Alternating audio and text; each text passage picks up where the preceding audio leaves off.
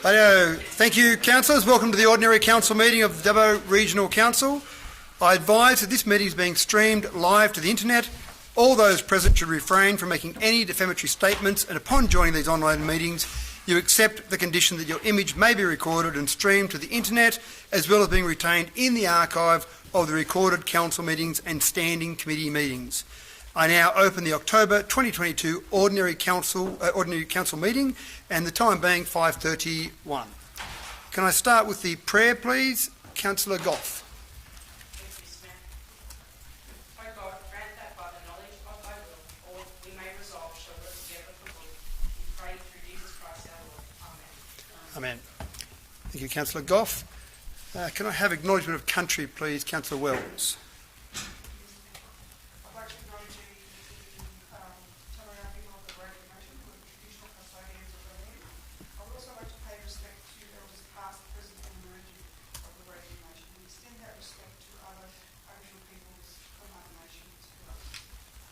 Thank you, Councillor Wells.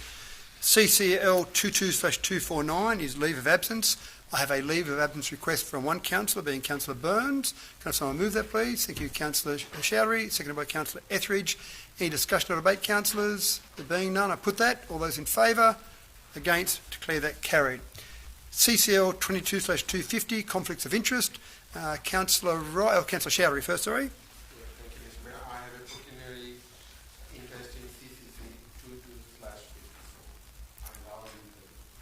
When that comes up in the meeting. Yep. Thank you, Councillor Chowdhury. Councillor Wright.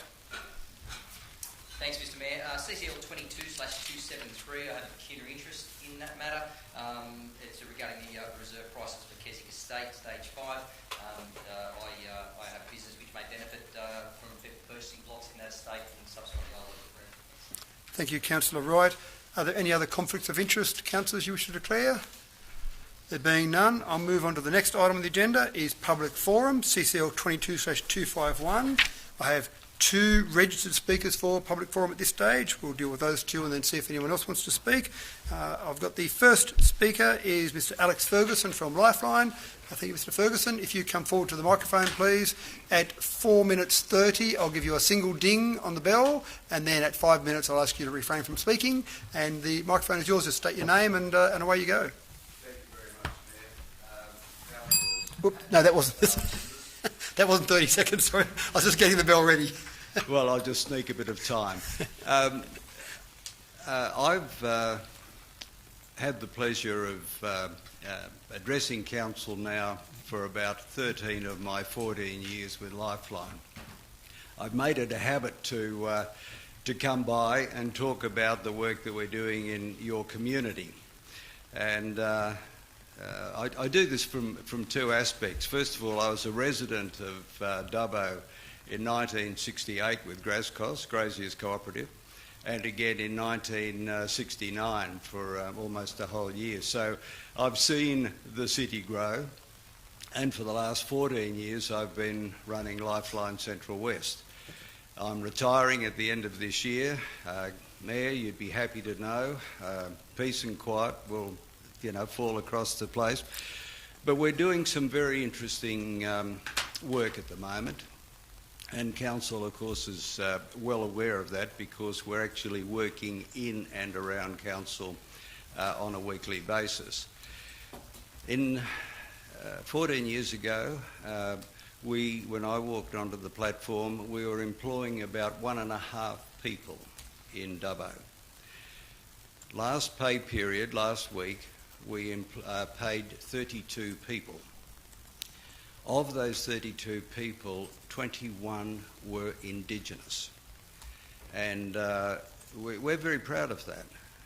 Not only do we take an awful lot of phone calls in this town for the Lifeline National Network, but we've also been the lead partner, if you like, on 13 Yarn, which is a very specific program, safety net, if you like, for the Indigenous community largely, but for the females of that particular sect because of the amount of damage that is being done on a daily basis. And it's most important that as this federal program gets rolled out, probably middle of November, that the community recognises that we have Aboriginal people helping Aboriginal people on the phones daily, and we need to get the message out for the support that's required. One of the programs, of course, the other programs that we're doing, we're working through council now with a whole range of mental health first aid type issues, and it's in our plans over the next short period of time, beyond my realm, for us to in fact make Dubbo the centre of our Western New South Wales program, which is quite immense. We do financial counselling, we do gambling counselling, we do domestic violence training, we run the telephones. I think we're answering in the Central West now over 60,000 calls in the network. So it's got past a little charity. It's quite a big organisation, and the work that we've done in and around this council chamber over that period of time has been outstanding at one level, but it's also been right at the forefront of local government generally accepting the role of support into the community, but also the role of support for the employees of council. And if you know local government very well, as I do, you know that local government looks at other local governments. So when you have a leadership model like Dubbo Regional Council, then of course a lot of the smaller councils look over their shoulder and say, well, if it's good enough for Dubbo, it's good enough for us. And we're finding this sort of linkage happening all over the place. So I'd like to, A, congratulate you on taking the lead. Two, I'd like to thank you all very much, and past councils obviously, for the amount of support that's been afforded myself personally, and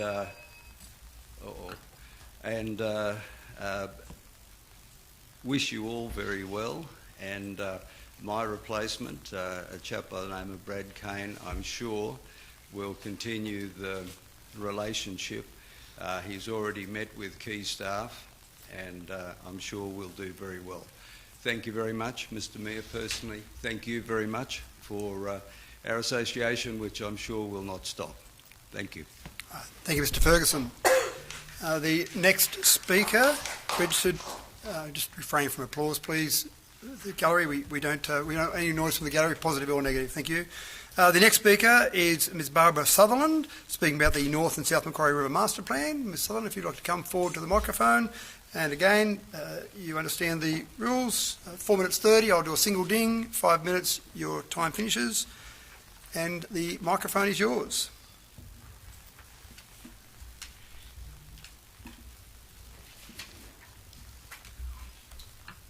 Councillors, staff and community, my name's Barbara Sutherland. From the start of the master planning process for the North and South Precinct of the Macquarie River, community have constantly heard the consultants were given a blank sheet of paper. We should trust the process. Were community, and it would appear some councillors denied essential information to guide the decision-making of both councillors and the whole community. On the 11th of August, Councillor Josh Black moved a motion seeking to have the CEO provide a report to the September meeting of Council detailing all the interactions, including plans and overlays between St John's Junior Rugby League Football Club and Council. A very basic request in the interest of the ongoing community concerns about the transparency of the master planning process. The motion went to the ordinary council meeting of the 25th of August, where it was defeated. Why? How could it possibly be that councillors elected by the community to ensure that all processes the council engage in are fair, transparent, and in the interest of the whole community? how could it be that that would be voted against? Thank you, Councillors Josh Black, Vicky Etheridge and Pam Wells, who all understood the importance of seeking information to reassure the community and hence voted against the motion to stop transparency. Absent from the meeting, and therefore the vote, were Councillors Lewis Burns and Damien Mann, who voted against the community being provided this report. Mayor Matthew Dickerson, Deputy Mayor Richard Ivey, who then gave an impassioned speech that included, is absolutely incumbent on this council to make the right decision that is right for the next 100 years. I will only take into account a transparent, open process. And he inexplicably voted against transparency. Councillor Matthew Wright voted against because, in his view, it was a significant waste of council time and resources. Councillor Shibley Chowdhury voted against transparency as we should respect the process and we will see what outcome will come. Councillor Jess Goff said, I don't like people questioning our integrity when there is a process. Let the process happen. When his motion was defeated, Councillor Josh Black said, openness and transparency has died on this process. We can't as a council hide things in secret and then claim to be transparent and open. The community had no option other than seeking the information through Freedom of Information legislation, GIPA. That's correct, councillors. The community has had to seek and pay for information that you, as elected councillors, should have ensured was provided to both yourselves and the whole community. What information has the GIPAs provided to date? Consultants employed by council and paid for by ratepayers were actively working on the proponent's proposal before the first targeted consultations with sporting groups and environmental groups on the 21st of July 2022.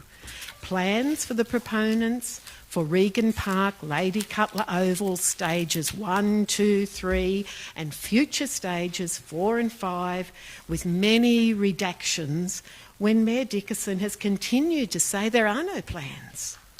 The GIPA also revealed letters of the 7th and 9th of February 2021. There's insufficient time to go into those, other than to say that while the community was being told no decisions have been made, the federal government has seemingly been told to the contrary.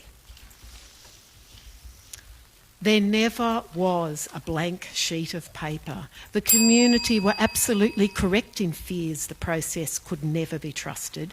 There was a parallel process in place. There are many more GIPA applications and reviews pending.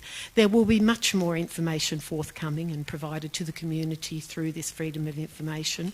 Councillors, as each of you now know the transparency of the process cannot and never could be trusted, what action will you take? Community and councillors, you can keep up to date with our GIPA progress on social media. Thank you, Ms Sutherland. That's your 5 minutes up. Thank you for your time. As per our code of meeting practice, there have been 2 speakers at the public forum section and there's no further speakers registered, but because we've got time left, then I invite any other speakers who wish to come to the microphone and they can come forward and speak about a topic of relevance to council. Yeah, that's down the back. Oh, sorry. Mr. Collin, you come forward. You were registered, but I heard you weren't coming. I didn't see up the back there. Sorry. Didn't think I was going to make it. Yeah, no, I heard you were travelling back from Orange or somewhere. So my apologies. I didn't see you there. So we do have a third speaker registered. Mr. Collin, again, if you'd like to take the microphone, same rules, 4 minutes 30, single ding, 5 minutes. That'll be the end of your time. Away you go. Thank you. Okay, thank you, Mayor, councillors, CEO, and your staff to give me the opportunity to talk tonight. It'll be mainly about Saxa Road. It is in the business papers tonight, and everyone should be fairly full aware of what's actually going on. I would have loved to have done a PowerPoint presentation tonight to really show some of the damage. However, the good old Wellington district leader has got great photos and great articles a bit about that road, so feel free to grab that, and quite welcome to ring me and I'll email more photos of of other destruction within the roads. A little bit of history about Saxa Road. Back in the 60s, the local farming group tried to get some funding because the last 24 kilometres of the road was gravel, and really, really rough gravel. However, they were unsuccessful. In 1990, the floodway, or the causeway at Mitchell's Creek at Comabella, got damaged. The farmers got together with the local council back in the day, Wellington, and we did a quick emergency repair under good quality engineering drawings. It was done within a week, and everything was back to normal very quickly. So that was quite a successful outcome. In the 1990s, or late in the 1990s, there was a lot of locals north of Wellington were very concerned about the Saxa Road. Back in the day it was called the Cobra Road, some people called it the Dunedoo Road, Saxa Road. However, it's Main Road 353, which is a very highly rated road within the WLGA area. The group got together and they listed a whole heap of accidents and occasions that everything went wrong on that actual road and the physical cost it was costing the local council at the time. So we put some missions forward. We went down to state government, federal government, and worked hard to lobby. We ended up getting the first few times were unsuccessful. However, we got together with two other neighbouring shires to the north of us because it was going to be an alternative route to the Newell Highway. And we were successful to get 7.76 million for the three shires back in those days, which got us started. And thankfully, that was actually federal money for when John Anderson retired as Deputy Prime Minister. So we were very thankful to that. And however, what's that actually done now is created that eastern corridor within the WLGA like a second Newell Highway. So it really needs a lot of attention, and this is where it's coming unstuck. Back the other day we had the flood there. It was close to 1990 and close to 1972, and it damaged the causeway. Council had already had Saxa Road closed for a week or two because the pavement was getting destroyed. However, the crossing got quite damaged and started to break on the top. So a quick phone call to the council because a whole heap of parents and students were taken to town because the school bus wasn't coming out anymore. And thankfully, I had a good response from the CEO and the Director for Infrastructure and another staff member come out and had an emergency meeting with us because at the time we couldn't actually get home. They were stuck in town. So we sent a little list of things that we needed done, and we put in, we wanted the 3.5 tonne limit lifted so we could actually get access, and that was done quite quickly, and also a thing for the isolated children so that parents could try and apply for that. However, we had more questions that still never got answered and still need working on at the moment and are very important to be worked on, like our bypass road. We had a good bypass road around that causeway and a nice bridge to the west, and it's been let go over the years, and it's a shame because now that's even impassable at all, and it's just going to cost a fortune to repair. And the thing that's coming up out of that is, where do we get the funding? We always hear the word funding, funding, funding. However, we need all three levels of government to pull in. And one of the things I can see, and it's jumping out at me really large in life, we've got renewables coming within our LGA. And I'd like the VPAs for those renewables, for that money to go directly to the roads, not like the wind farm out at Woolerman's only going to get 9% out of the VPA money. And there's money that should go to the locals, and that's where it should be to help get their fair share of the money that comes to within the council. And it's all about access, access, access. It's not about potholes for us. We just got to get to town. We've got to do business. Thank you very much. Thank you, Mr. Collins. Now I'll continue on from where I was up to before I realised Mr. Collins was in the audience. So we do have no other registered speakers for public forum, so I'll call out now. We've still got time left in public forum if anyone else would like to come forward, and you can have 5 minutes at the microphone if you'd wish. Just snuck it in there, Mr. Duggan. Just start with your name, please, Mr. Duggan, and your 5 minutes starts. Thank you. I'm Peter Duggan. Not speaking to any direct motion. Dear councillors, Thank you for your time this evening. I just quickly want to address Council about a few interrelated issues. I think Council needs to make a number of decisions that shape Dubbo's future so the community has an idea of what to expect the town to look like over the next 5, 10 and 20 years.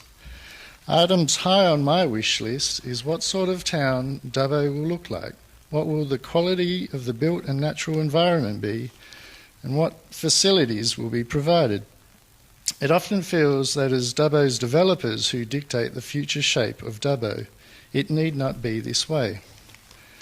A few measures that will help shape a quality of life expected by the community includes establishing heritage conservation areas in the older parts of town, thus providing legislative protection to those buildings that contribute to the streetscape and the buildings that we wish to see retained. The inclusion of height limits in the LEP would go a long way towards dictating the sort of town we wish Dubbo to be in future. No doubt we will soon see a flood of high-rise apartment buildings in Dubbo. Is that what we truly want? None of what I am saying need to turn Dubbo into a museum. What we do need to see is appropriate development that not just provides a return on investment, but more importantly ensures an appropriately scaled built environment. Before you know it, we may inadvertently turn Dubbo into another Chatswood. Yeesh. I commend the Council for preparing a master plan for the Northwest Urban Precinct. Sadly, tying it in with the River Corridor Master Plan, nature gets given a last and least consideration. Throughout the history of this country, nature is always given the land left over, the land no one has use for. Let's prove that not to be the case this time. In the River Corridor Master Plan, consideration has been made to include sporting fields within the floodplain, but why cannot the fields be integrated into the subdivision and the River Corridor be considered for environmental restoration purposes only?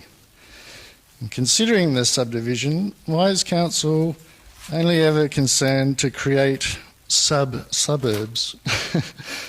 The design so far, I feel, is wide of the mark and stuck in the 1970s planning. I will no doubt make my own submission, but it would be great if Council could show initiative and aim to create places, not just spaces. A precinct in its own right, with corner shops, pocket parks, shared streets, a mix of uses intertwined, wildlife corridors, public spaces. In other words, a bit of delight. You don't have to reinvent the wheel. What was once paddocks are now some of our favourite inner city suburbs of Sydney, like Chippendale, Glebe, Newtown, Paddington, etc. It just takes a bit of desire to meet people's needs and their happiness. Instead, we seem hell-bent on creating car-dependent and lifeless suburbs. I apologise for the temerity and arrogance of my speech, but sometimes we need to be given a bit of a jolt.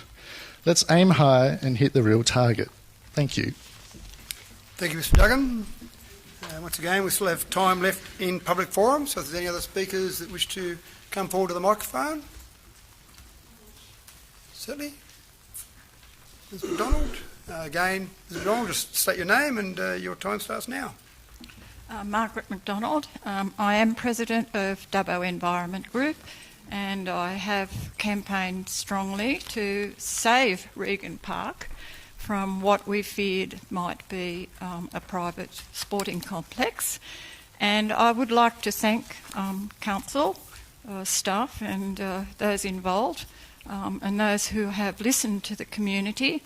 And on the 13th of October I received an email from the Mayor which said that I need not worry anymore because we have saved Regan Park, and that he didn't know why last year's council progressed that football club onto that area in the first place because it wasn't classified correctly.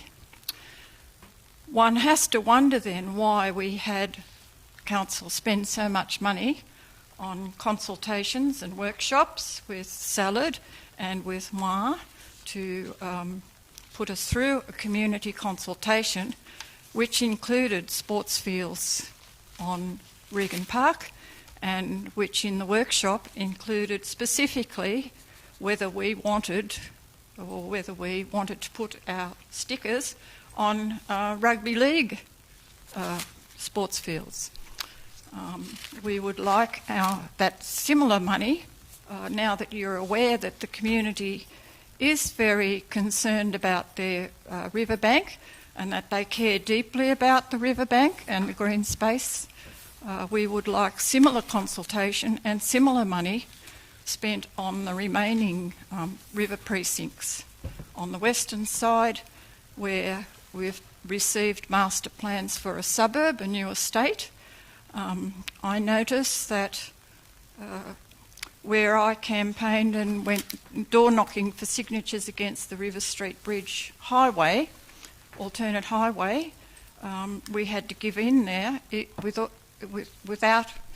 because we knew that was New South Wales government, and although local council disapproved, we had to give in. But we grieve for that riverbank on the western side with that highway going through, and we assume that that's because of the Toongai mine. That may be correct, may be incorrect, but they do need transport from Toongai right through to Fletcher's railway line.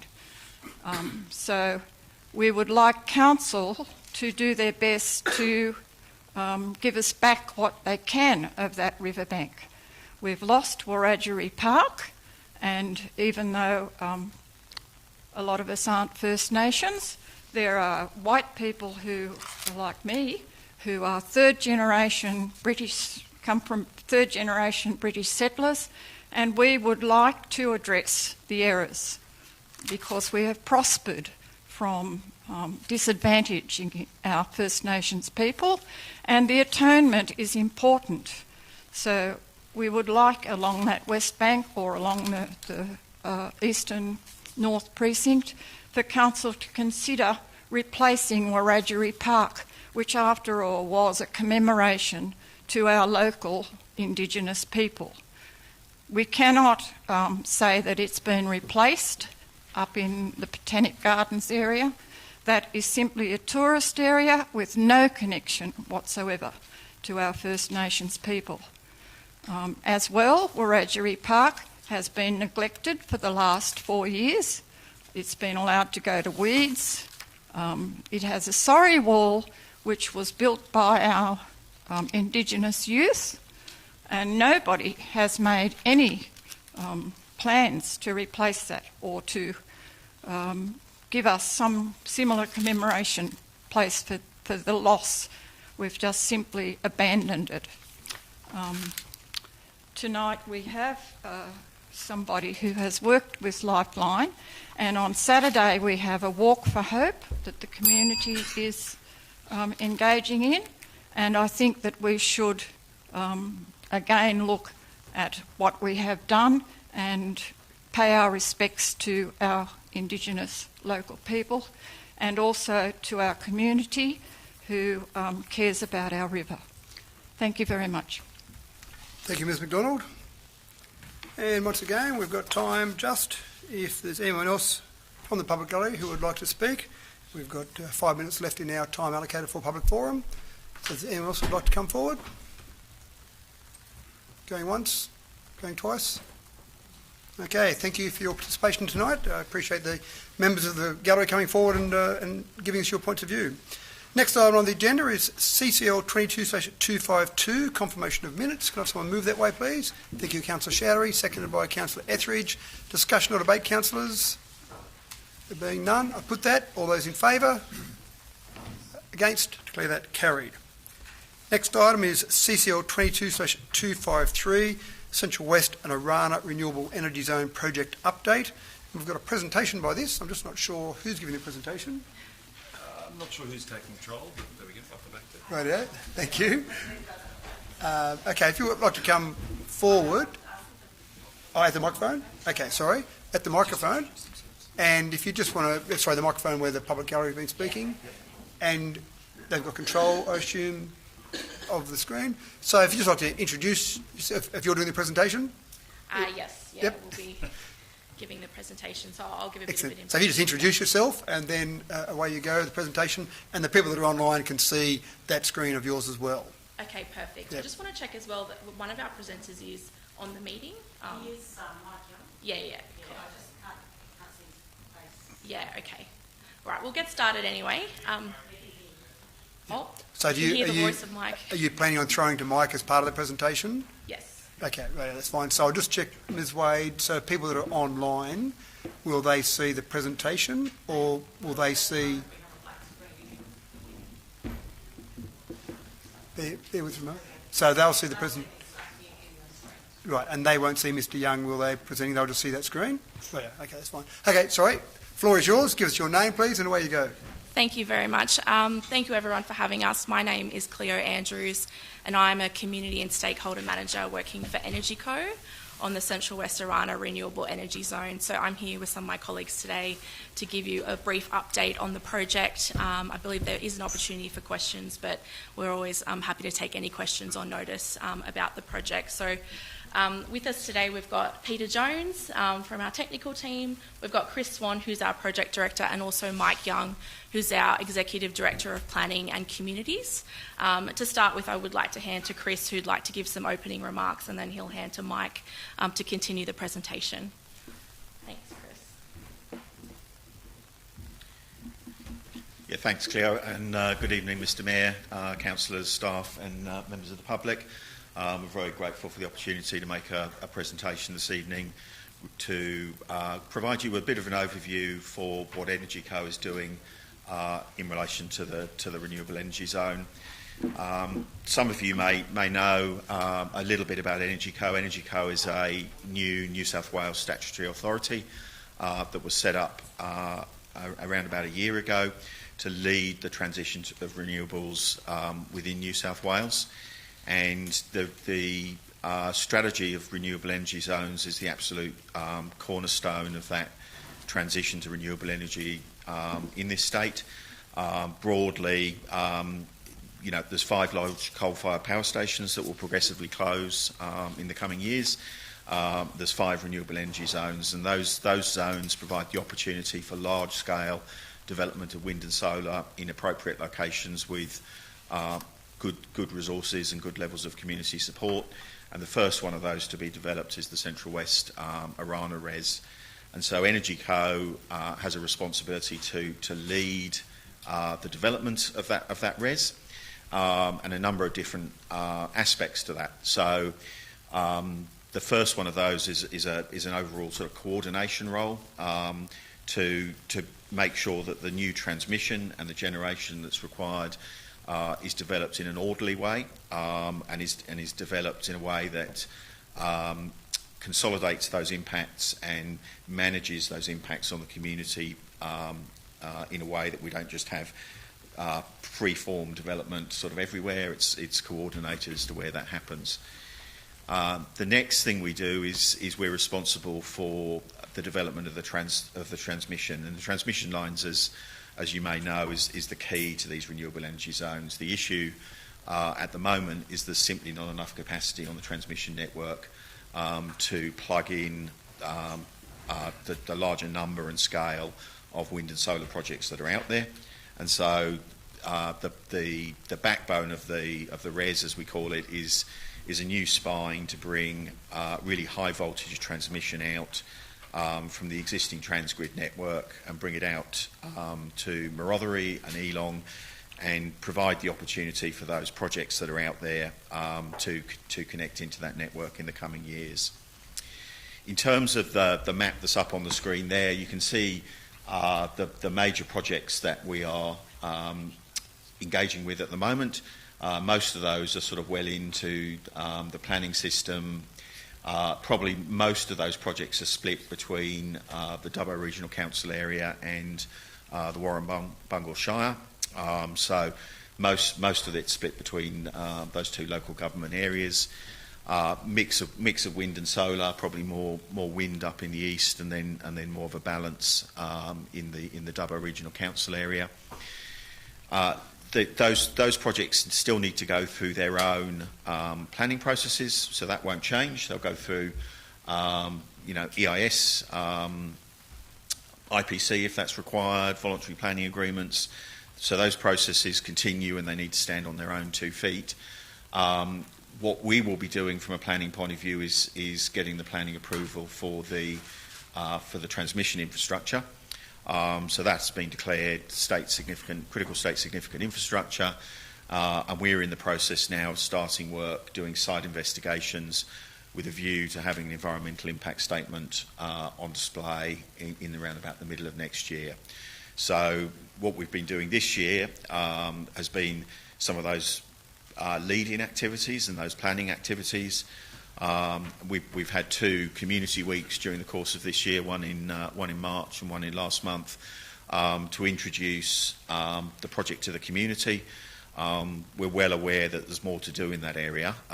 There's a lot happening now. There's been perhaps a number of years where there was a lot of discussion at a general level, at a political level, about what was going to happen, and we're now moving beyond that phase into a phase of the projects becoming more of a reality, undertaking processes to tender for the contractors to deliver the project, and undertaking those planning processes and starting to talk to potentially affected landowners. So if there's a message I'd like to leave from tonight, it's that we're in a transition now from that sort of policy and planning stage into a stage where there's more action. And you may see that on the ground with some of the site investigations, and you may hear that through some of your contacts in the community in terms of conversations with local landowners. Now, when I pass over to Mike, I'll let him talk a bit more about some of the new arrangements in place to assist with local landowners. The social licence aspect of this is well recognised, and I think it's probably one of the reasons why the government has stepped in with Energy Code to sort of lead the development of the RES. Transgrid, have a specific remit to do transmission, but ultimately they're a private company and their remit relates to transmission only. The renewable energy zone is a bigger thing than that. It's, it is, in a sense, a large, green power station, and it requires a more holistic approach of making sure that the way that that's developed is done in a way that meets the expectations of the community. And while we've got a long way to go, we've made a start. I think we've made a good start this year. I think we're well on the way to agreeing or getting broad consensus around the alignment. There's a big move. At the beginning of this year to move the first section of the line through the mining areas via ULAN rather than taking it through prime agricultural land on the Merriwell Cassilis Plateau. So, that's an example of the kind of recognition that we need to find the appropriate land uses, stay away from that prime agricultural land wherever we can, and there'll be more to come in that area, in terms of the design of the poles and so on, and there are some options there to manage some of the impacts. So, some of that will come through the EIS process. Some of that will come through direct community engagement, and we're already in a phase now with landowners who understand there needs to be a line going perhaps across their properties, but are able to provide us with feedback as to where within their properties would be most appropriate to put the lines near fence boundaries and so on. In terms of impacts, I was interested to hear from the public forum reference to the condition of the roads, the connection between that and development of these projects. And I have to say that that's something that we already recognise. There will be significant use of roads, and those are both state roads and council roads, during the construction phases of these projects. There will be some overmass loads in some locations, and as our team's been out, as myself and our team have been out over the last month or two, we recognise that the condition of some of those roads at the moment is not where it needs to be to support the traffic that's going to be coming. So we need to build on the work. We've done some research in terms of what roads will need to be used for construction activities, and that would include, roads like Saxa Road or the Gollan Road, where we know that there will be needs to use that for construction traffic. And we certainly are very open to discussion with, council executives regarding how the programme of upgrades that needs to occur for project reasons should be linked into the immediate needs of the community and the timing of that. So, construction obviously can't commence until planning approvals are in place, so that's probably, in terms of major construction, we're probably 18 to 24 months away. But roads are one of the first things you need, to establish a site and start getting moving. The roads need to be in the right condition. So that's certainly a conversation that we're well aware needs to occur. And there'll be other examples, things like waste management. Where's the waste going? Managing of construction workforces, temporary accommodation, and so on. These are all things where we're preparing some studies, and we're working with those generators who have the projects to make sure that when we come to council and we come to other stakeholders, we're able to provide a joined up view for what all the impacts are. So one of the issues we had probably when I came on board sort of 6 or 12 months, or a year ago now, was that it was a bit siloed between individual projects and the transmission, and we're trying to bring that all together so that we can make sure that what's proposed actually makes sense when you look at it all on a single piece of paper. So that will be an important part of the conversations going forward. We've got another slide. We do. I can't even read that from here. I don't know if that's my eyesight or the screens, but yeah. All right. Well, look. I've covered some of these already. I've done quite well with that. So I'm hoping I'm going to get some questions, because it's always the questions is always good talking about things that are important to you. But maybe Mr. Mayor's suggesting not. Well, look, I might pause there, and I might just pass over to Mike Young, who was not able to be here in person today. But I know Mike wants to provide just a bit of an update on recent announcements, particularly around payment to landowners and other community-facing activities. So, Mike, we can't see you on the screen here, but I'm hoping you can hear us. And there you are. Okay. So I'll pass over to you to make some remarks. Thank you, Chris, and thank you, Mr. Mayor, and good evening to all the councillors there. Just briefly, sorry, Mike, we can actually see you now, so that's good. So, Yeah. That's right. So, and I'm not sure. I'll just check with Ms. Wade, so the people online can still see the presentation, I assume. No, they'll just see Mike. Okay, right. So you haven't got the aid of your visual tools. Thank you, Mr. Mayor. There's not a lot in terms of the slides. Look, the main thing I want to sort of reiterate was, I think we've been liaising as Energy Co, and as you said, I was having with Dubbo Council for many months now around this renewable energy zone, and even as far back as 2018, etc. But as Chris says, I think we're really moving into that sort of planning phase, into implementation and delivery. That not only includes the building and constructing and doing the detailed work around the transmission lines and working with those generators, but it involves all of those other elements of the New South Wales roadmap around regional community benefit sharing and working with councils and making sure that the benefits and economic and social and environmental benefits of what we're proposing to flow directly and tangibly to regional communities in the Dubbo LGA and associated communities. So just a couple of examples of that, and I won't take too long because I know that you'd like to get to questions. First is you'll be aware, Mr. Mayor, that we opened an office on Main Street, Dubbo, a couple of months ago with local membership with Saunders.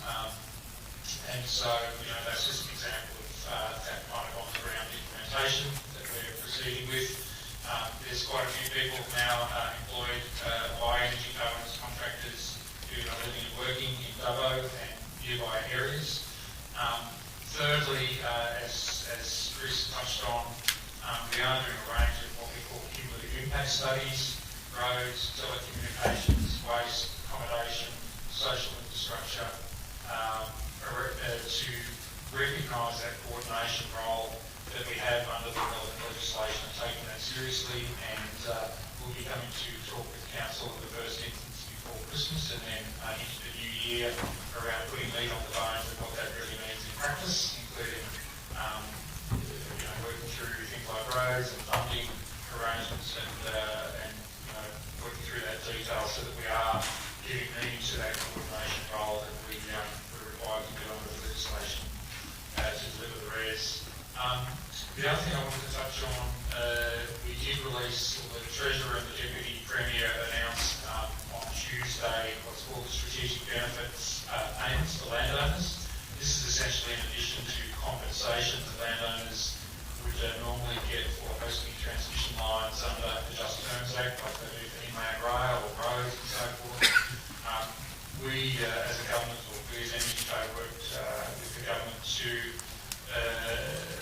essentially look at a benefit sharing scheme in addition to anything that landowners may be eligible for hosting transmission under the Just Terms Act as an ultimate acquisition sort of process. We instituted a benefit sharing scheme for landowners for these major transmission lines. And interesting summary, we don't have time to go into the details, but essentially it's $200,000 per kilometre of new transmission line easement posted. And that is paid over a period of 20 years as an annuity, as opposed to just terms compensation, which is upfront. So there's an ongoing stream of benefit sharing to landowners that do end up hosting these sorts of transmission lines, subject to CPI and so forth. And that as a whole, obviously a range of benefits for individual landowners. And whilst we obviously recognise we need to go through all of the community consultation processes and proper design and micrositing and all of those sorts of things, there's no substitute for that. We do recognise that there was a need to improve benefit sharing for landowners to hosting transmission, recognising that people that host wind and solar and so forth already have appropriate contracts and deals with proponents of those projects.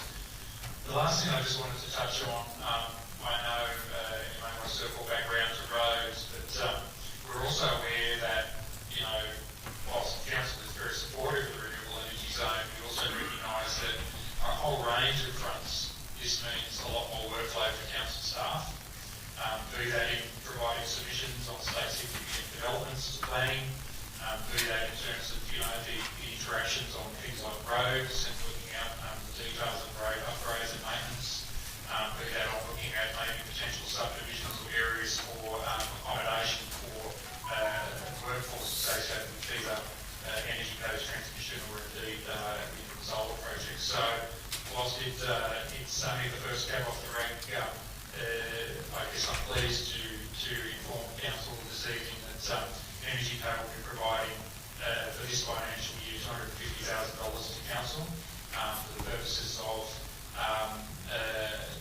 providing resources to assist with some of those activities, recognising that it will be ongoing and that the need is probably far greater than that. Of course, there are limitations on my ability to, in terms of my funding constraints, but I've been able to secure $250,000 this financial year for each of the local councils within the Central West Arana Renewable Energy Zone. So, I might stop there. I could keep going and going, but I need to respond to any questions that Council has made. Thanks, Mike. I wasn't planning on questions. This was really just an opportunity for Energy Co to come along and talk to both councillors, but more importantly, the public, so the public was aware of where it was up to, because obviously a lot of discussion around renewable energy zone, a lot of excitement in some areas, a lot of concerns, a lot of questions, but I think just to hear where it's up to now, I think that was the idea of really just to get that presentation out there in amongst the public. So thanks Mike, thanks Peter, Chris and Cleo for coming along and actually giving us that presentation, and I think the public in the gallery, but also the thousands of people that we have view every council meeting, I think they'll be fascinated to see where it's up to and view that whole area down around the Badenga area, around Wellington, some of those areas that you're working in. I think they'll be very keen to see that. Thank you for your time. Thank you. I'll move on to the next one, CCL 22/254, mayoral appointments and meetings. Can I have someone move that, please? Thank you, Councillor Shouty, seconded by Councillor Goff. Any questions or debate, councillors? There being none, I put that. All those in favour? Against? Declare that carried. Next item is CCL 22/255, report of the Infrastructure Planning and Environment Committee. Councillor Black, thank you. Moved by Councillor Black, seconded by Councillor Wells. Any discussion or debate, councillors? Being none, I put that. All those in favour? Against? Declare that carried. Next item is CCL 22/256, report of the Culture and Community Committee meeting. Councillor Goff. Thank you, Mr. Mayor. I move CCL 22/246, save and accept CCC 22/54. Okay, thank you, Councillor Goff. Seconded, please. Thank you, Councillor Shouty. Any discussion or debate on that committee meeting, save and accept 22/54? There being none, I put that. All those in favour? Against? Declare that carried. CCC 22/54, Councillor Goff.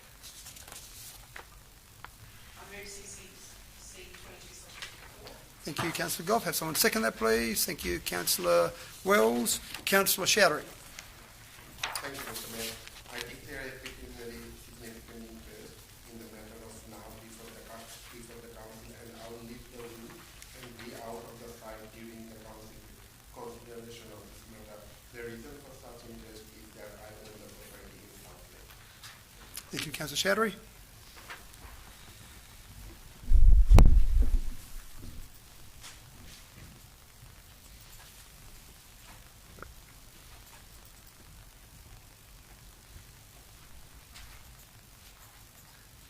Okay, thank you, councillors. We have CCC 22/54 in front of us. Any discussion or debate, councillors? There being none, I put that. All those in favour? Against? Declare that carried. Thank you, Mr. Jennings.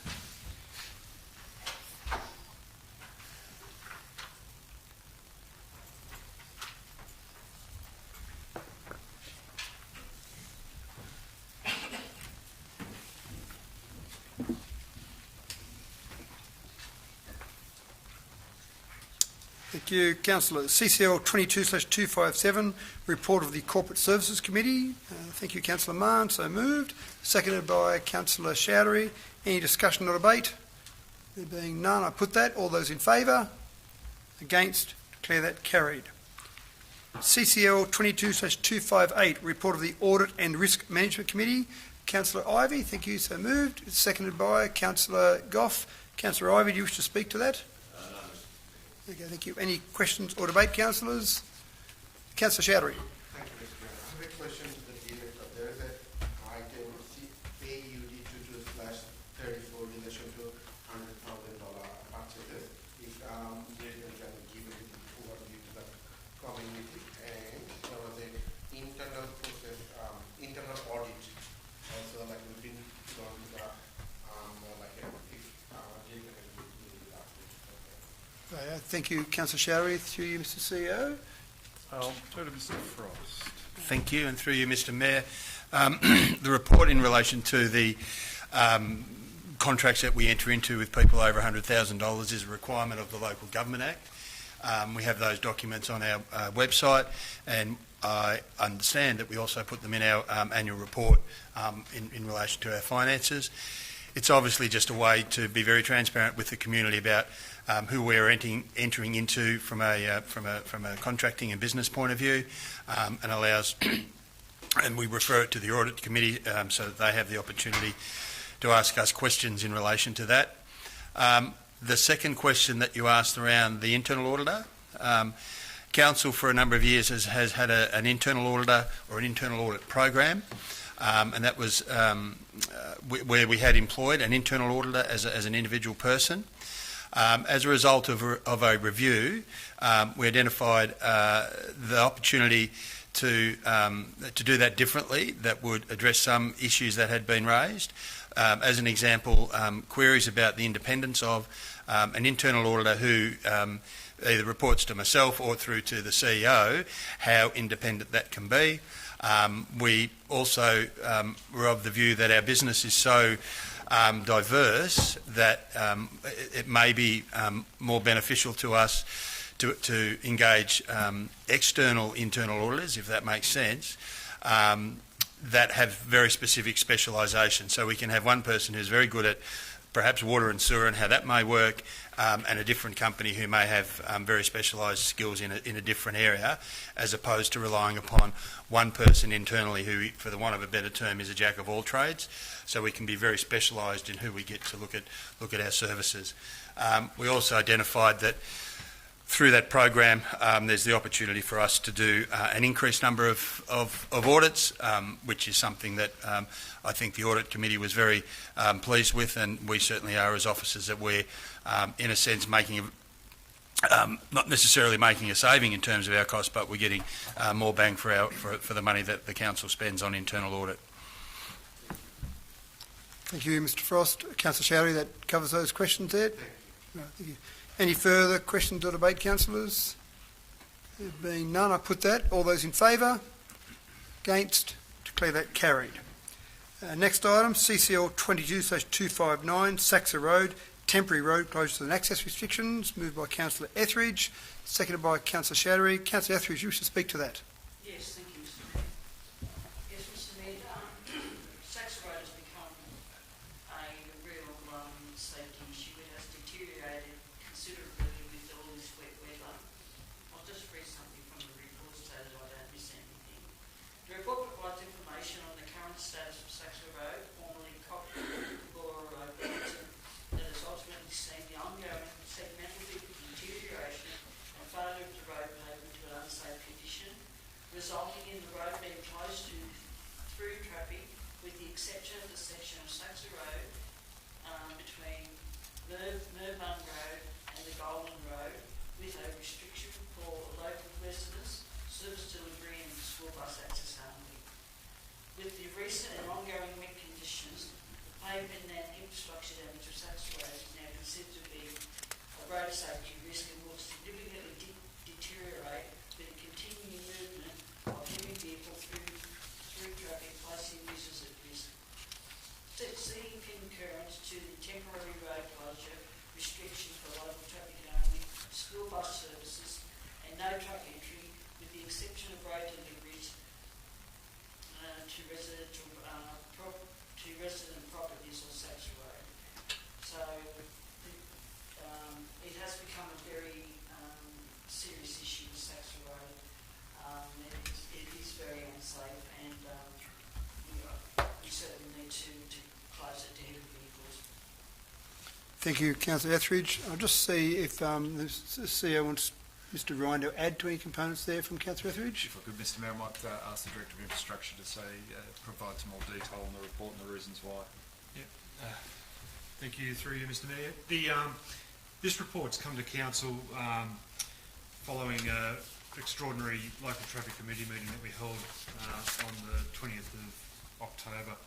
And the reason for that was part of the culvert at Mitchell Creek has shown signs of subsidence and damage, and as a road authority we've got to make sure we provide as safe as passage as we can. So that is currently restricted now through chicanes by having concrete blocks there for two reasons: to slow vehicles down, and also to limit the size of vehicles that can go through there to passenger vehicles at the moment. This report is essentially seeking Council's endorsement to install signage which will be considered regulatory signage, which is the no truck signage. So what that component of the signage allows Council to enforce is that trucks can't go past there unless they've got a reason to be there. So a reason to be there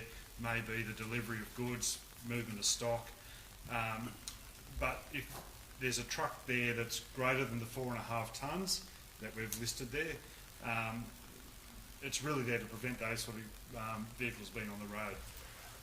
Now, the reason why we've got a 4.5 tonne low limit isn't a structural assessment, it's purely to provide better definition about what a truck is. So people that do drive heavier vehicles understand their vehicles up to 4.5 tonne are basically a Class C licence. Anything above that, starting at LR licence, is then considered to be a truck. So it is purely there for clarification so that people don't get confused by signage. The road closed and the local traffic there is to provide a direction under the Roads Act so that people can access those areas, being residents. So it's not about closing the road to everyone, it's to allow residential access and school buses and trucks that have a purpose for being there. It still means that they won't be able to go through the whole full length of the road, but can get through to where the crossing is, turn around and come back out if needed. Thank you, Mr Ryan. Councillor Black. Thank you, Mr Mayor. I'd just like to acknowledge the work of the council staff to do with Saxon Road and Collin Road out there. It's been a lot of ongoing work for a long time now, especially with all the wet weather. Given that all the damage and the failure of the road could have been caused by local traffic and ratepayers of the Dubbo Regional Council, I think that there's a real opportunity here for the state government to partner with council and even the federal government with a heap of grant funding to upgrade that road to a safe standard. There's a lot of agricultural produce moving on there. There's a lot of timber from up north down to mill in Oberon, the report says. All those things, Dubbo Regional Council simply cannot afford to upgrade the road to the standard it's needed. We can't afford to do it back better since it is now a B-double route. We really need the state government and possibly the federal government to come in and partner with us to upgrade that road, to keep the agricultural produce moving, to keep the timber moving, and to especially maintain the safety of. Had numerous phone calls from Gary Todd out there, the doyen of the Livestock and Bulk Carriers Association, he tells me. He was telling me about the cost on the human toll, the cost of the volunteers that live in that area having to go to multiple vehicle accidents, and anything that can be done to lessen that toll by making the road safer can be solved with money, and that money needs to come from the state government. Thank you. Thank you, Councillor Black. Councillor Ivey. Thank you, Mr Mayor. I'd like to support the motion and follow on from Councillor Black's comments that the problem is that by and large has been caused by these D-dubs driving down the road. When the road was designed and upgraded, as Mr Con outlined in the public forum, when it was upgraded in the 1990s and 2000s, it wasn't intended to be upgraded to a B-dub standard, and that's been a problem where the locals have actually got together, lobbied to have the road upgraded, and now are suffering the consequences of that. So I think restricting that road access restricting the heavy vehicles to that access is the right move. But I would also like to think that in doing so, then maybe the heavy transport sector would actually add to Councillor Black's comments and start lobbying the federal and state governments to have that road upgraded, because it provides it's almost a duplicate to the Newell in some ways. It also provides a very good link between the Newell and the Hunter through there, and so that it really is an important transport route for the whole of the state, and particularly for freight movements, as tourist movements also. But let's see that hopefully that the transport sector will get behind us and lobby the state and federal governments to have that road upgraded because it's needed. Thank you, Councillor Ivey. Any other? Councillor Goff. Thank you, Mr Mayor. I support the motion too, even though it will be a bit of difficulty for local residents. I just want to add to Councillor Black's comments. My partner has tipped a truck on this road. I've got pictures if you want to see it, and it is actually quite scary. And I just want to second Councillor Ivey lobbying the state government to upgrade this road. There's the Transport Forum tomorrow. You can all hit up the Minister for Transport to upgrade this road. When you've had someone in close to you tip a truck, So, and I too have been talking to Mr. Gary Todd, the best friends now, and the kids not being able to get onto the school bus. This is really significant, and we really need to do something sooner rather than later. Thank you, Councillor Goff. Any further questions or debate, councillors? Councillor Etheridge, you do have a right of reply if you wish to exercise that. No, I think, Mr. Mayor. Thank you. We have the motion before us, councillors. All those in favour? Against? Declare that carried. Next item, CCL 22/260, preparation of renewable energy benefit framework. Can someone move that, please? Thank you, Councillor Black. Seconded by Councillor Chowdhury. Councillor Black, do you wish to speak to that? Yes, thank you, Mr. Mayor. Only briefly to say that it's a great shame that the state government didn't include compulsory contributions. Thank you very much.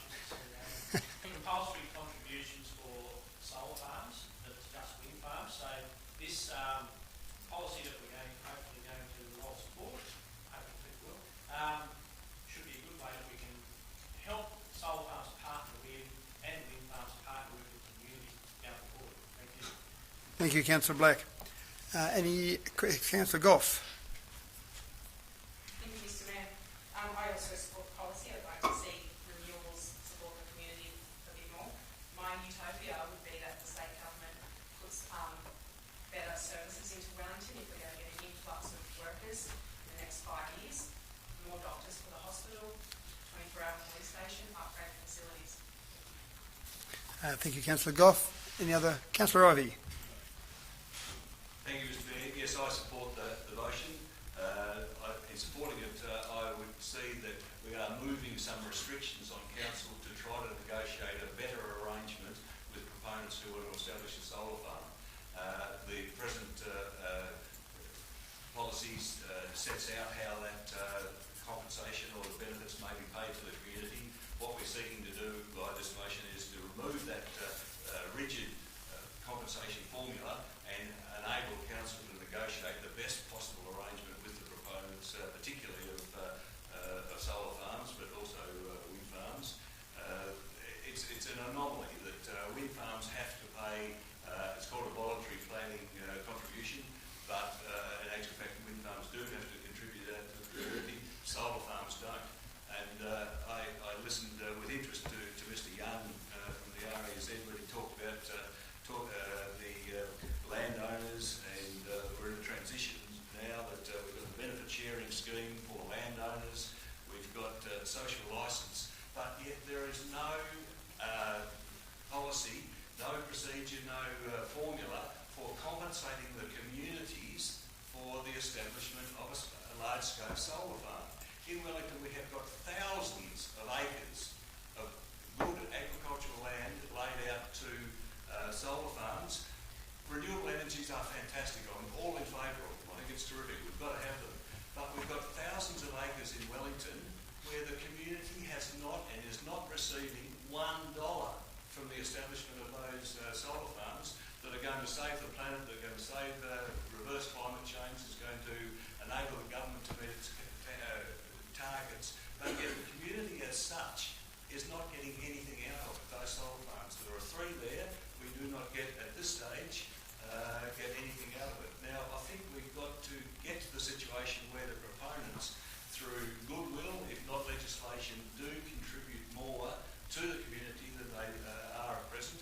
And I think by revoking this and enabling council to negotiate directly, more directly with the proponents, we may well get better results.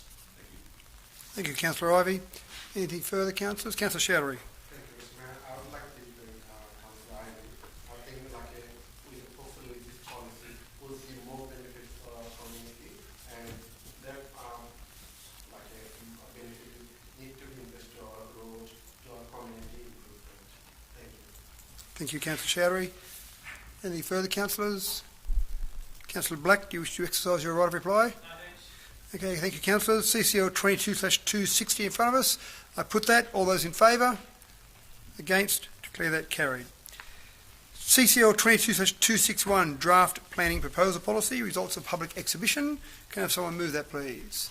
Thank you, Councillor Black, seconded by Councillor Goff. Councillor Black, do you wish to speak to that? Any discussion or debate, councillors? Being none, I put that. All those in favour? Against? Declare that carried.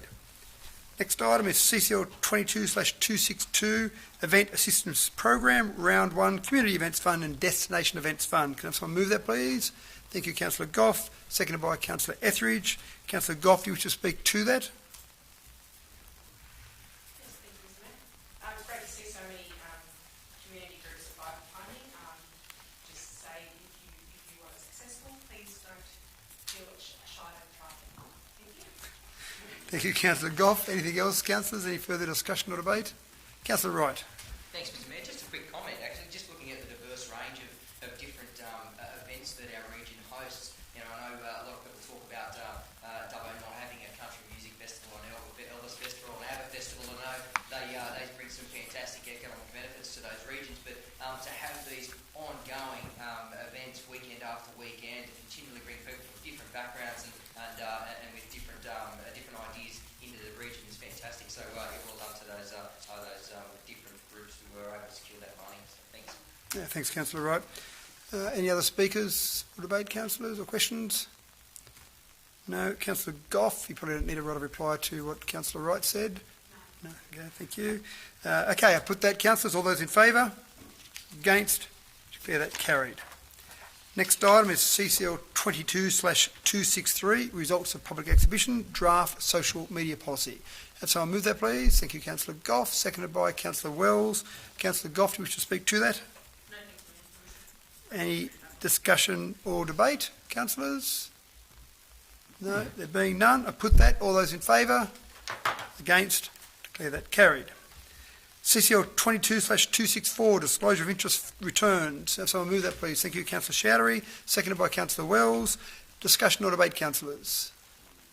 There being none, I put that. All those in favour? Against? Declare that carried. CCL 22/265, Annual Report on Complaint Statistics under Council's Code of Conduct. Have someone move that, please? Councillor Black. Seconded by Councillor Chowdhury. Councillor Black, do you wish to speak to that? Any discussion or debate, councillors? Being none, I put that. All those in favour? Against? Declare that carried. Next item is CCL 22/266, Change of January 2023 Council Meeting Date. Councillor Chowdhury moved, seconded by Councillor Etheridge. Councillor Chowdhury, do you wish to speak to that? Okay, thank you. Any other discussion or debate, councillors? Councillor Wells.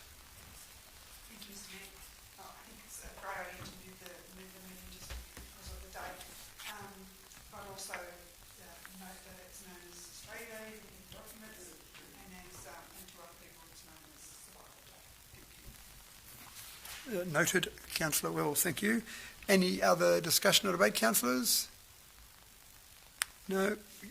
Councillor Chowdhury, you probably don't need a right of reply again to Councillor Wells. Thank you. I put that. All those in favour? Against? Declare that carried. The CCL 22/267, Presentation of Council's 21-22 Financial Statements. I'll get a mover in a second, but then we've got a presentation, but I'll get someone to move that first, please. Councillor Chowdhury, seconded by Councillor Ivey. So before we talk to that and before we have the discussion or debate, we've got a presentation. Yes? We've got the auditors joining us online. I've just texted them. Right. So we just need to wait for them to join.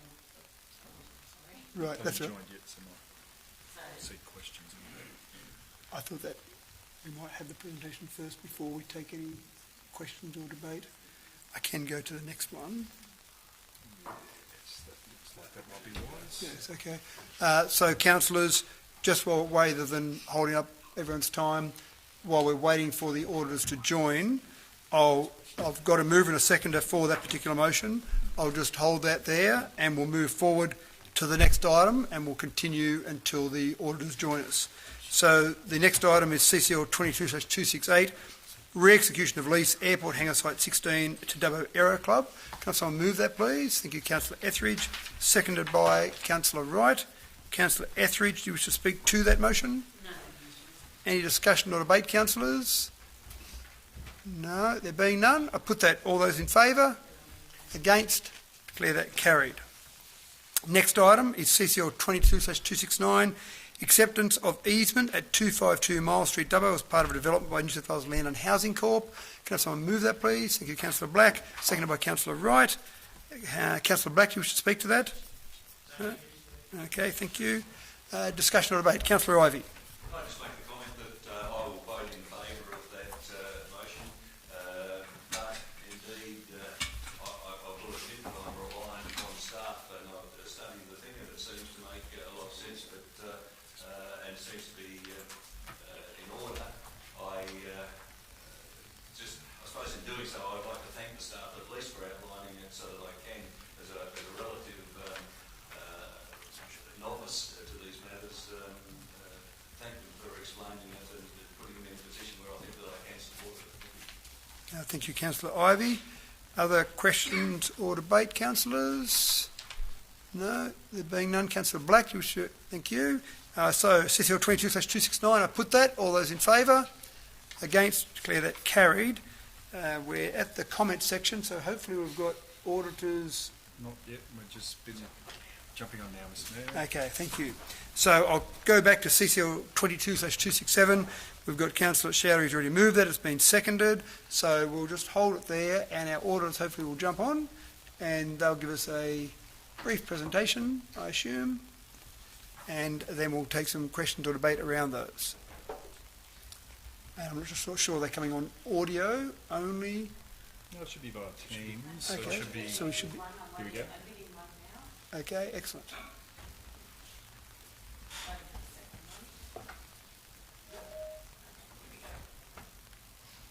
Ladies, I hope you can hear us. I'm just going to move you to the big screen now. Okay. Okay, can you hear us? Thank you. So we're at that part of the meeting where we've just got the presentation of the financial statements. So I'd like you to give your presentation first, and then we've got over to our questions and debate amongst councillors there. But could I just get you both to introduce yourself, please, or yourselves, and then deliver your presentation, and then we'll move forward from there. Thank you. Thank you. My name's Min Lee. I'm the Audit Signing Director of Dubbo Regional Council from Audit Office of New South Wales. Parisha, who's joined with me today, her name's Parisha Ali. She's the Audit Manager responsible for the day-to-day conduct of the audit. So firstly, thank you everyone for the invitation and the opportunity for us to talk to you about the financial statement audit of Dubbo Regional Council for the year ended 30th of June 2022. We have now completed our audit of the general and special purpose financial statements and relevant special schedules. And I'm pleased to report to you tonight, that we will issue a clean audit opinion of your council's financial statements for the year ended 30th of June 2022, which means the financial statements contain no material misstatements and present fairly.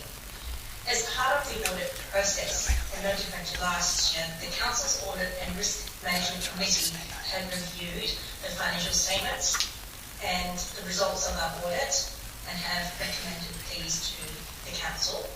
The Office of Local Government Code sets out what needs to be covered by the report on the conduct of the audit.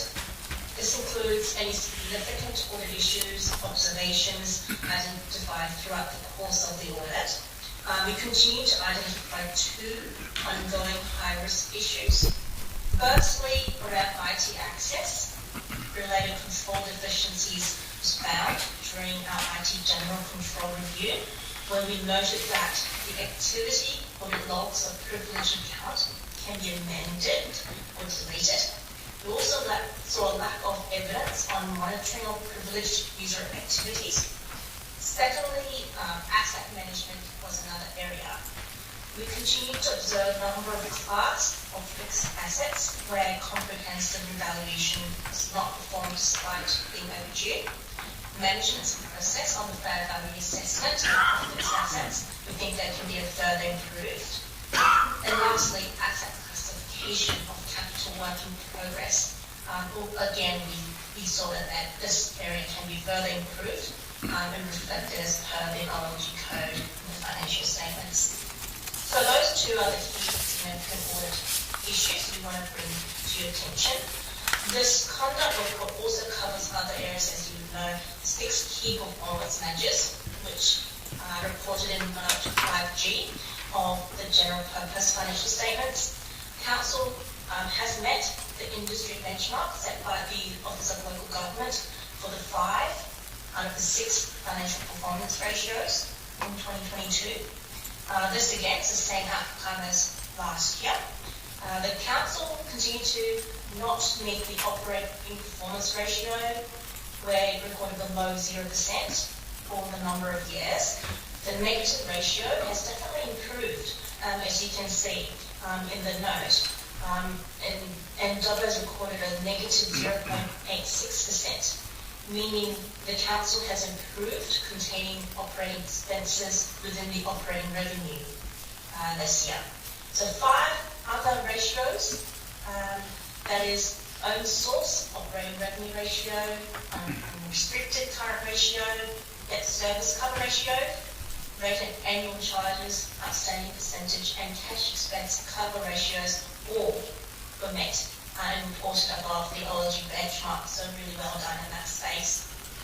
So looking at the income statements, council reported operating results of $41 million for the year ended 30th of June 2022, and this is in fact $3.3 million higher than last year, and impacted by increase in rates and annual charges, increase in grants and contribution revenue, and that was offset by expenses, which was increased by $2.5 million compared to last year. So this report on conduct of audit we will share with you all, along with the signed clean audit opinions, shortly after for your record. In closing, I'd like to extend my big thanks to the Audit and Risk Management Committee, chaired by John Walcombe, to many other officers in the council who have assisted us throughout the year, especially to Dean, Michael and Elise from the finance team. So thank you again, everybody. This brings to the end of our presentations tonight. Chair, we're more than happy to take any questions. Thank you. Thank you, Min. I appreciate you coming online. So what I'll do now is I'll go to the councillors and we'll go through the normal process of our discussion and debate. I'll probably get the councillors initially to send any of their questions through to our staff, but if Min and Farisha, if you could stay online, please, so that if there are some questions that our staff want to throw to you, then they can take care of that. So, Councillor Shadow, you've moved that. Do you wish to speak to that motion? Thank you, Mr. Mayor. I would like to thank the team and the audit committee and also audit team that have done a fantastic job. Like we can see on the report, we had an 8.8 million deficit. And we have a couple of audit issues. So through you, I'll ask a question to the director, how it can improve and is there any benchmarking can we put in taking those into action? Thank you. So you're talking about the operating deficit of $8.8 million there shown from the 21-22 year and how we're going to improve that for this financial year. Through you to the CEO. Sorry, straight to the CEO. No, thank you, Mr. Mayor. So, councillors, you'll recall last meeting we had was a presentation at the committees on the service reviews. So we do have a service review program, and there's a series of tiers there. So it's not just the small-scale process improvement. It's also those wholesale service reviews about should council be in this service delivery if another agency or another entity can deliver it better. So it is that, I guess, that root and branch review and understanding of how we deliver our services, again, to reduce those operating costs to match our income as well. We also are expecting, and the trends are moving in the right direction in terms of business that generates income, like the airport, for example. So where the fees and charge were severely compromised by COVID and the restrictions on travel, as both business and community start moving around more readily, we expect a significant increase in airport revenue as well. So we are very focused on efficiencies in what we do, and as you all know, there's a program we'll be actively reporting on progress in that regard. And then there's also seeking other opportunities for growth in income, as somewhat limited as we are, but we're certainly looking at all the opportunities. Other business units like residential land development, industrial land development, also another way of having non-rate revenue, which has that cap on it as well. If there's any further information you need, I might end up throwing to the staff member if you need more, Councillor Chowdhury. Thank you, CEO. Thank you, Councillor Chowdhury. So it's been moved by Councillor Chowdhury and spoken to. So question or debate? Councillor Ivey. Thank you, Mr. Mayor. Perhaps a question again through the CEO. At the Audit and Risk Management Committee, there was considerable discussion about the need to recognise the CPI, or not CPI, the percentage increase in the value of roads and bridges that went up by some. The adjustment which was required was about $92 million. In many ways, that seemed a little bit difficult to understand because of the time when perhaps roads are deteriorating, that adjustment was needed. And I do see that I do understand why it was needed. Perhaps my question too, through the CEO, is what implications will that have to the future financial and operational operations of council? Does it mean that by increasing that recognised increase, that for instance depreciation next year will go up, and therefore that will have an impact on our bottom line? Thank you, Councillor Ivey. Mr. CEO. Yes, and I'll throw to Mr. Frost as relevant director, please. Thank you, and through you, Mr. Mayor. Yes, the short answer is yes, that when our assets grow, then the depreciation grows. I think the point you make, though, is quite relevant in terms of the accounting treatment, which we agree with using that methodology to recognise the increased value of the roads. Doesn't quite marry up with our lived experience at the moment, where we know that our roads are probably not in a great condition, and we've heard members of the public talking about that. And the challenge we have, of course, is given all this has really particularly happened in the last sort of 6 to 12 months, it's been really challenging for us to get a real evidence base of what the value of our roads are. We're required to value our roads, value our assets on a cyclical basis every 5 years. We had planned to do our roads not this year but the following year.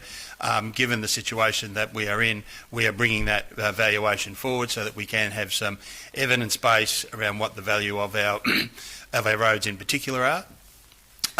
We'll do that from an asset point of view and an accounting point of view, but also we need to do that so that we can quite genuinely go to other levels of government to demonstrate when we're making funding applications, so that we can demonstrate the challenges that we're facing as a council and a community. So I expect that there will be a short-term arrangement, and then we'll have a real impact on depreciation.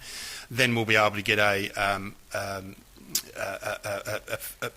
perhaps a different view based on the condition of the roads. But until we get that evidence, we need to run with the methodology, which is the workflow that we've applied. Thank you, Mr. Frost. Anything further from that, Councillor Ivey? Any follow-up questions? Thank you. Other questions or debate, councillors? Councillor Chowdhury, you surely don't need a right of reply, do you? I'm good, thank you. Right, thank you. Okay, CCL 22-267 we have before us. All those in favour? Against? Declare that carried. Thank you, Miriam Farisha, for coming in and giving us that extra information, and you weren't needed for any tough questions. That was good. Thank you. Thank you so much, and have a good evening. Thank you. Thank you. Okay, councillors, I'll go back to where we're up to. It was CCL 22/218, comments and matters of urgency. I'll start on my left. Councillor Wells.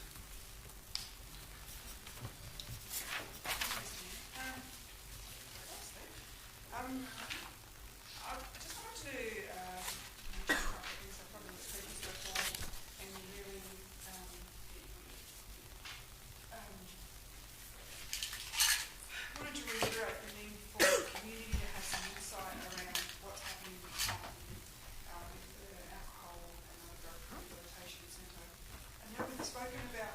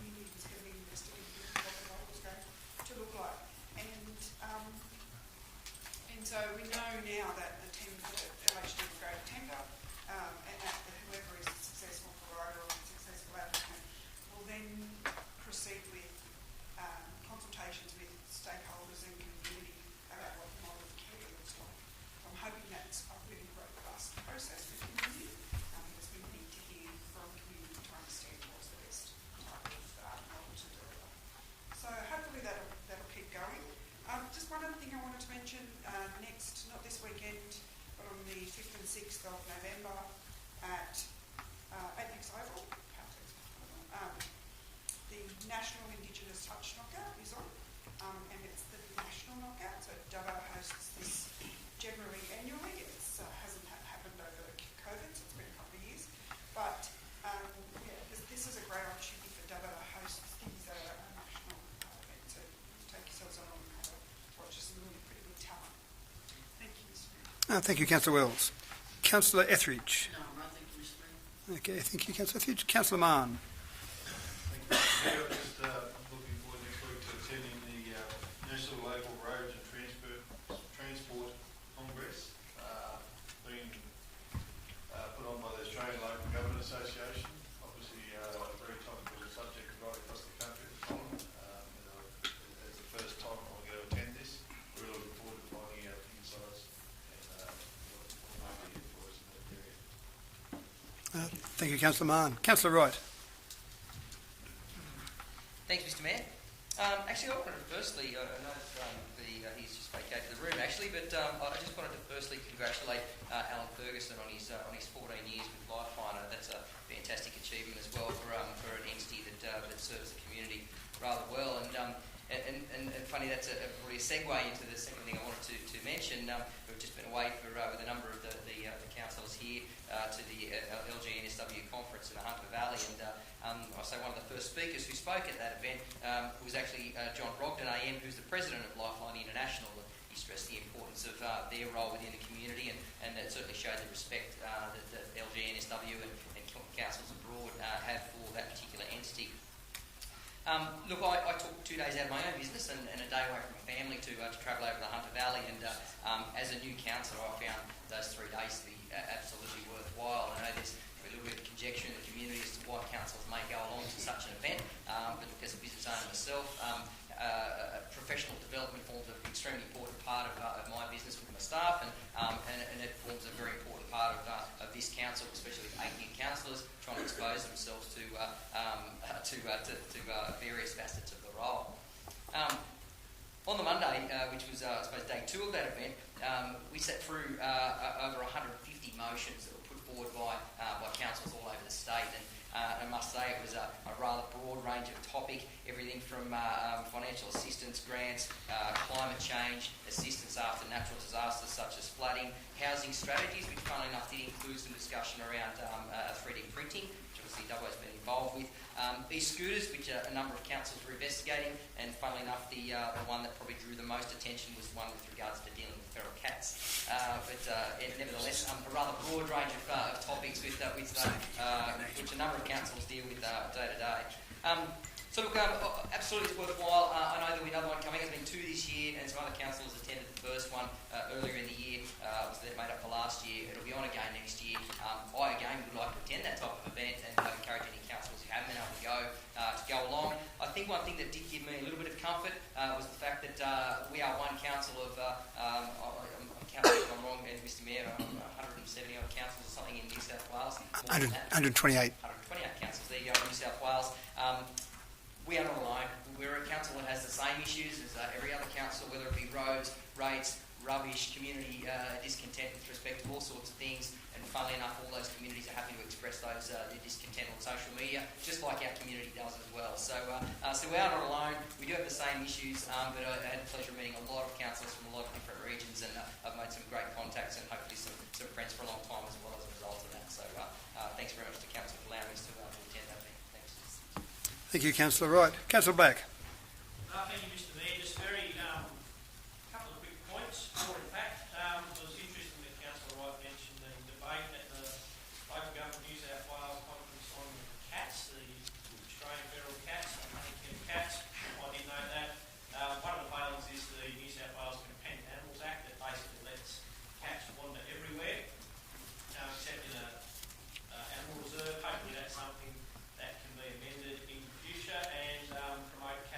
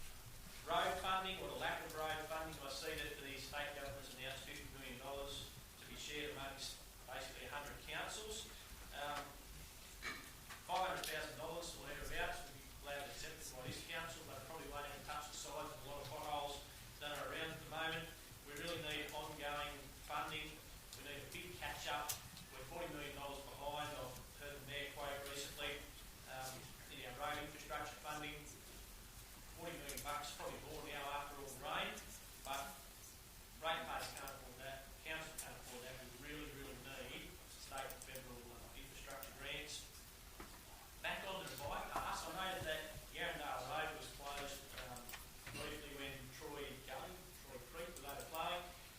That was one of the ways that trucks could get around, heavy vehicles.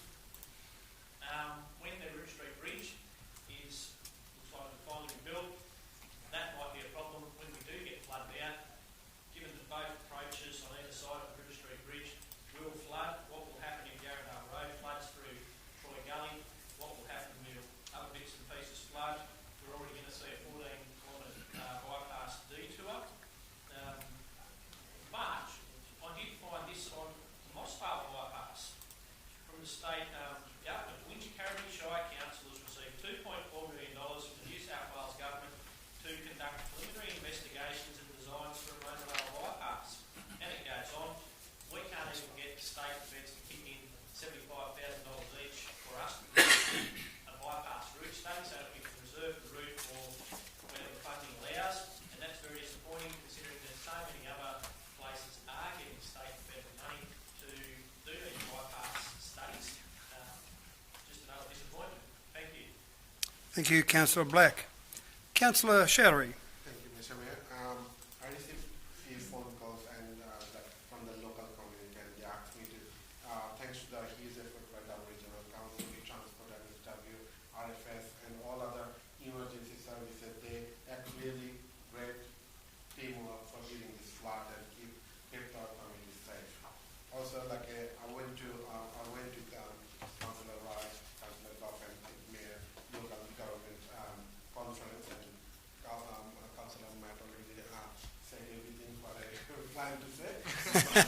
But I think this is a fantastic opportunity for us, the new councillor, go there, do the network, and see what other councillors are suffering, and what they're taking the initiative to, and what planning they're doing for their community. This is a great experience, and it really gives me a good experience from the council. Also, I hope our council will find more funding to fix our roads and keep our community safe. Thank you. Thank you, Councillor Sherry. Councillor Goff. Thank you, Mr. Mayor. To Councillor Butt said everything I was going to say. But I too wanted to thank Alan Ferguson for speaking in the gallery tonight. I do believe that local government can be in the forefront of mental health awareness and support, and I'd like to really see and be involved with creating more connectivity between services in the community and council, between maintaining and improving mental health. So yes, I spent a lot of local government conference, and I went to the first one back in March.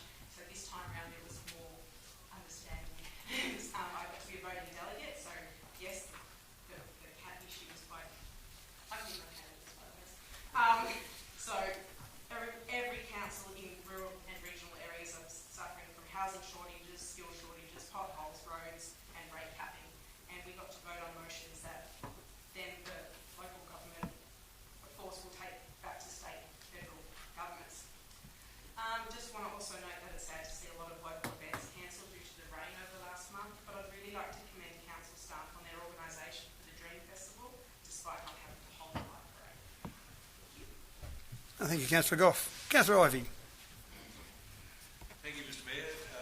Following on from Councillor Goff's comments about Mr. Ferguson, I would agree with that, but I think it's a great thing that council cooperates with community groups, not just Lifeline necessarily, but although that is an extremely important organisation.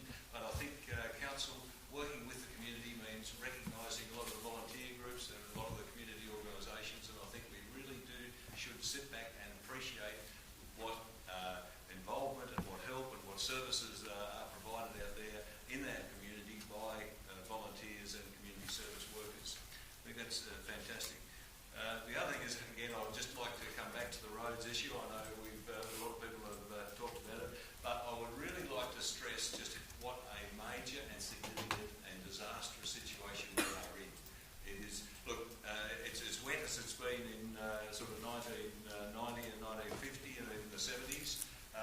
the difference now is, in the 1950s when we had just as bad flooding, of course, an 8-tonne truck was a pretty big load of wheat, or it was a stock crate with just a few animals on it. Now we have got major machinery, big machinery, and the demands on the roads are just much better.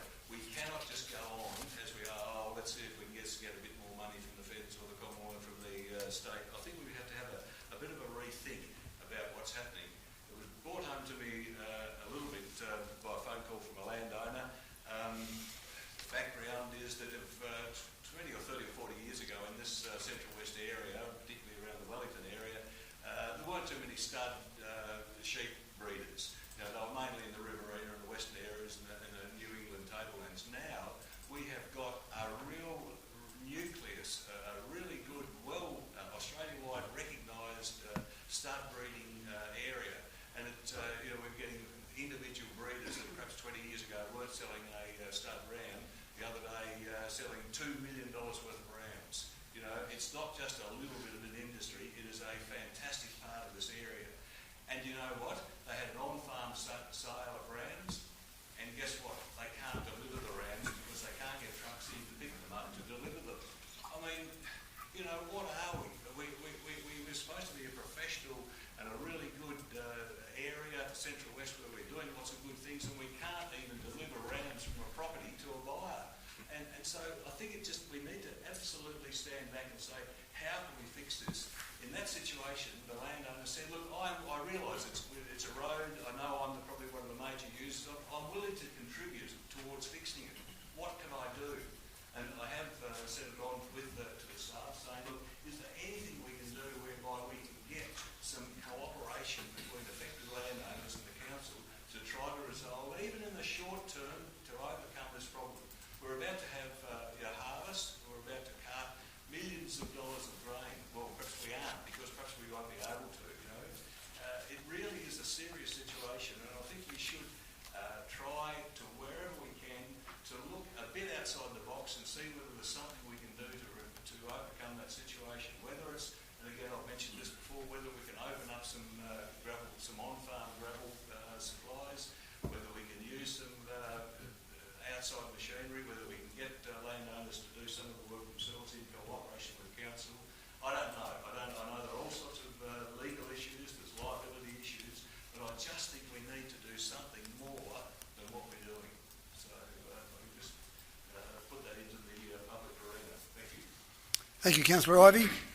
Just a few things from me this month. The flooding, obviously, the major impact on our community over the last month, and the Srusia Bridge, it's a major impact on our traffic when that closes, but our staff did an absolutely fantastic job working in conjunction with those other agencies, with the RFS, with SES, even with the police, to keep that closed for a minimum both times, less than 24 hours both times. So even though there were lineups out past the airport on one of those days, it gives you an idea of how tough it was back in 2010 when that bridge was closed for 2 weeks. So I think our staff have done a fantastic job there. And yes, Dream, as Councillor Goff mentioned, Dream was a victim, unfortunately, the Lantern Parade, victim of all that rain, and our staff made a very tough call on that, but I think it was absolutely the right call, especially seeing that rain and wind come bucketing down on the Saturday night. As a result of that, I was actually quite impressed this month. I got 3 phone calls from 3 different people asking about our community and just checking in. So the Governor-General, David Hurley, rang me just to see how our community was going with that flooding. Obviously, he'd seen something in the news somewhere, and I think that was a nice touch. That was followed up by Christian McBain about a week or so later, who's the Federal Minister for Local Government. And again, it was just a phone call out of the blue just to check in on how our community was going. She's got 537 councils across the nation to deal with, so the fact that she rang just to inquire about the health of Dubbo and the well-being of our residents, I think was quite nice. And then last night I ended up, Dominic Perrottet, the Premier, called again that same sort of logic to see how things were going, what he could do, what the state government could do. I did mention money for roads, but he didn't have his chequebook on him, unfortunately, when he rang. But obviously that's a big thing to try and focus on roads and money for roads. But just again, checking on and seeing how the community was going. So I thought that was 3 nice touches from those 3 particular individuals. A couple of other things. Congratulations, Chamber of Commerce. They had their 26th Rhinos event, and that was, again, a fantastic event. It seems to get better each year, which is pretty hard to do over 26 years, but that ran off really well. And it also gave myself, and I know Councillor Mann and Councillor Wright were there in the room and having some quick discussions with them on the night, it gave me a lot of confidence that the business community in Dubbo is incredibly strong, and it seems to be very confident, and the momentum, I suppose, there from the business community in general is there. So that made me feel pretty strong about what's happening in our community overall. So there was a really strong feeling there in that community, in that room on the night, and some fantastic businesses there, and congratulations to the winners of all those awards.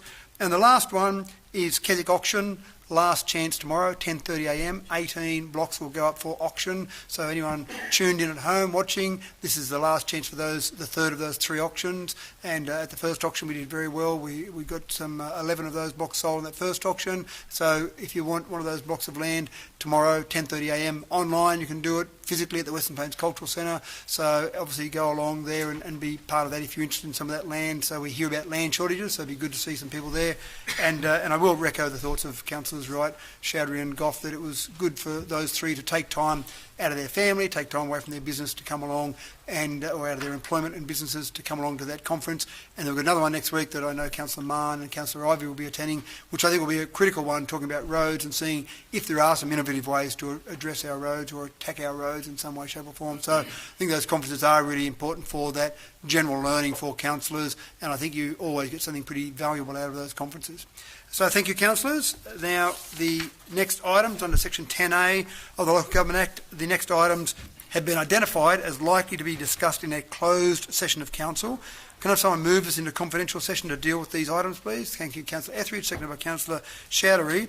We've had no applications from members of the public to make their representations regarding whether the meeting should be closed to the public. Do any members of the public in the gallery have any comments to make regarding the proposal to hear these items in a closed session of council? Anyone want to bring forward an argument to not have that heard in closed session? Being none, I ask any questions or debate, councillors, in relation to specifically moving into confidential. No questions or debate. I now put that. All those in favour? Against? I declare that carried. We'll now move into a closed session, the time being 7:19pm. Thank you to the members of the gallery for coming along tonight. If you're really keen on seeing the outcomes, you can hang around downstairs and we'll open up the doors. You can come back in after the closed session finishes, or you can just tune in online. So streaming will now be turned off. Any members of the public have now been asked to leave the chamber. The chamber will reopen and the live stream restarted after deliberations on this matter, with the resolutions, the final resolutions, to be made public. Thank you. Welcome back. I now ask the Manager Corporate to read the resolutions from the confidential session. Thank you, Ms Rouse. Item CCL 22/271 Corporate Partnership Program Event Attraction. 1. That the proposed Corporate Partnership Program Event Attraction packages be adopted. You should have had option 2 in that. No, it was the original motion. Oh, okay. Yep. 2, that the Corporate Partnership Program Event Attraction Fund will be to attract major event activity. 3, that a progress report be provided to Council in June 2023 with the outcomes of the program. 4, that the documents and considerations in regard to this matter remain confidential to Council. And 5, Council only accepts sponsorships from products suitable for under 18 children and organisations that promote healthy lifestyles. Just a point of order, sorry, Ms Rouse. I thought the amendment there on that particular one didn't say promote healthy lifestyles, says that do not promote unhealthy lifestyles. And I'll just get a view around the councillors to make sure I'm not out of order with my point of order. Yeah, so that was part of the debate, Ms Rouse, but it was a change made to that to go the negative, the not negative, rather than the only positive. So it was not unhealthy lifestyles. Yeah, thank you, Mr Mayor. Yep, I've corrected the wording. That's fine. Thank you. Next item? Yeah, if you want to read that point again, just so for the public to hear that, just so that they can hear that, not all points, just that last point, just so they can hear exactly the wording of that. Point 5, Council only accepts sponsorships from products suitable for under 18 children and organisations that do not promote unhealthy lifestyles. Thank you. Yep. Item CCL 22/272, amendment of Council resolution regarding execution of lease to the Crown as part of Dubbo Airport Precinct for Regional Police Training Facility. 1, that Council approve the amendment to the lease to the Crown in right of the State of New South Wales represented by the New South Wales Police Force over Lot 2 on DP 1267927, provided that it contains substantially the same terms as outlined in Appendix 2 to this report. 2, that all documentation in relation to this matter is executed under the Common Seal of Council. 3, that the documents and considerations in regard to this matter remain confidential to Council.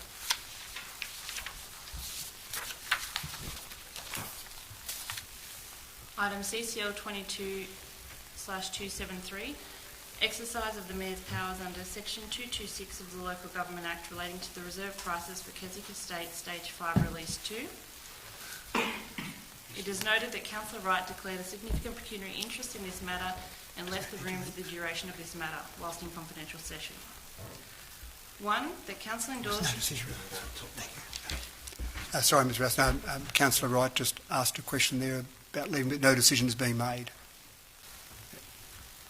1, that Council endorse the exercise of the Mayor's powers under Section 226D of the Local Government Act 1993 to amend the reserve pricing of the 52 unregistered lots at Keswick Estate Stage 5 Release 2 in accordance with the detail as outlined in this report. 2, that all documents and considerations in regard to this matter remain confidential to Council.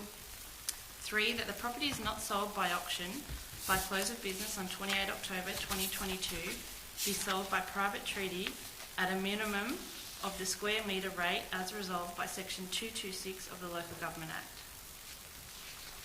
Thank you, Ms Rouse. There are no further items for consideration of the Ordinary Council meeting for October, and I declare the meeting closed at 8:32 p.m. Web streaming is now being completed. Thank you for your attendance, and thank you, councillors.